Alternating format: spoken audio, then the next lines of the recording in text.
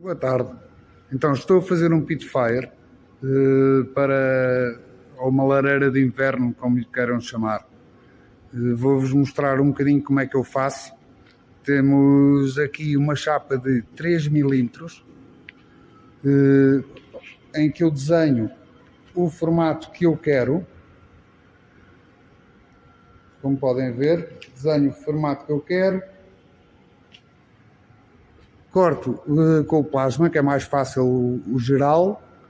Depois vou fazer os vincos com uma rebarbadora, com um disco de corte, e no fim solda-se as pontas.